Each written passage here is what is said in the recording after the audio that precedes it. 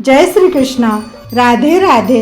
जय श्रीमद् भागवत महापुराण की आपको इस चैनल पर श्रीमद् भागवत महापुराण सुख सागर कथा के सभी अध्याय हिंदी में पढ़ने और सुनने को मिलेंगे। श्री गणेशाय नमः। श्रीमद् भागवत महापुराण सुख सागर कथा अध्याय 13वां।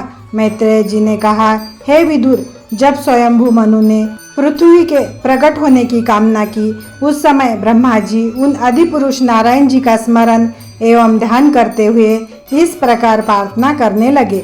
हे प्रभु, आपकी कृपा के बिना किसी जीव का कोई कार्य सिद्ध नहीं होता। आप जिसके ऊपर अपनी दया दिखाते हैं वही अपने मनोरथ को प्राप्त कर सकता है। हे नाथ, आपकी आज्ञा पाकर जीवों की उत्पत्ति कर रहा हूँ, परंतु वे लोग किस आधार के बिना पानी पर किस प्रकार रह सकेंगे, यही चिंता मुझे व्याकुल कर रही है। अब तक मैंने जितने जीव उत्पन्न किए हैं वे सभी इस कमल के फूल पर ही बैठे हुए हैं। अब आप मुझे जो आज्ञा दे मैं उसी के अनुसार कार्य करूँगा। इस प्रकार जब ब्रह्मा जी ने बहुत प्रार्थना की, उस समय श्री नारायण जी ने उन्हें ध्यान में दर्शन देकर इस प्रकार कहा, हे ब्रह्मा, तुम चिंता मत करो, मैं अवतार धारण कर जीवों के रहने के लिए पृथ्वी ला दूंगा। इतना कहकर श्री हरि अंतर्धान हो गए। तत्पश्चात श्री नारायण जी ने अपने मन में यह विचार किया कि हिरण्याक्ष दैत्य पृथ्वी को उठाकर पाताल में ले गया है, अंततः अब मुझे उसे वहाँ से बाहर निकाल लाना चाहिए।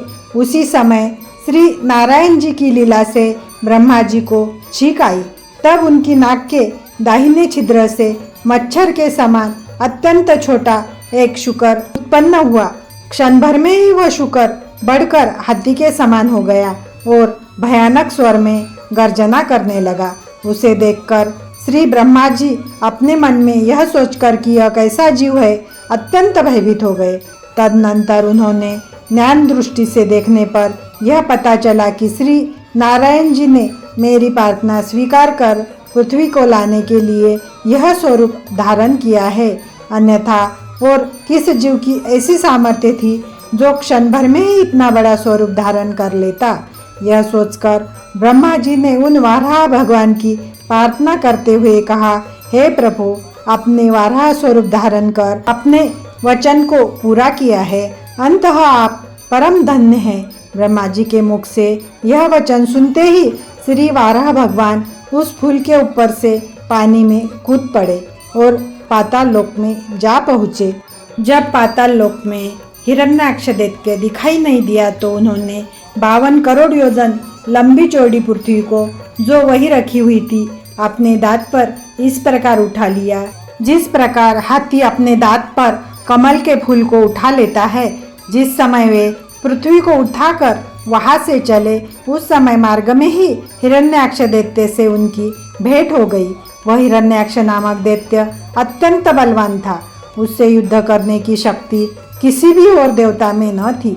श्री वाराह भगवान ने उस दैत्य का संहार कर दिया। तत्पश्चात वे पृथ्वी को उठाकर पानी के बाहर ले आए। तब पृथ्वी को देखकर ब्रह्मा जी ने अत्यंत प्रसन्न होकर वाराह भगवान की स्तुति करते हुए इस प्रकार कहा, हे प्रभु, जिस प्रकार आप पृथ्वी को पानी से बाहर निकाल कर लाए हैं, उसी प्रकार अब आप दया कर इसे पानी के ऊपर स्थिर कर दीजिए। तभी सब जीव इस पर आनंद से निवास करते हुए यज्ञ होनादि शुभ कार्य कर सकेंगे।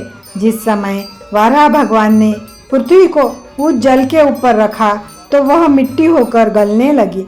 उस समय उन्होंने उसे अपनी कुछ शक्ति देकर जल के ऊपर स्थिर कर दिया। तदनंतर ब्रह्मा जी द्वारा उत्पन्न वशिष्ठ, अंगिरा आदि ऋषि श्री वाराह भगवान की स्तुति करने लगे। तदनंतर उन्होंने पृथ्वी पर निवास कर श्री नारायण जी का स्मरण, कीर्तन, यज्ञ, हवन आदि करना प्रारंभ कर दिया। इति श्रीमद् भागवत महापुराण सुख सागर कथा तृतीय स्कंद अध्याय 13वां समाप्त।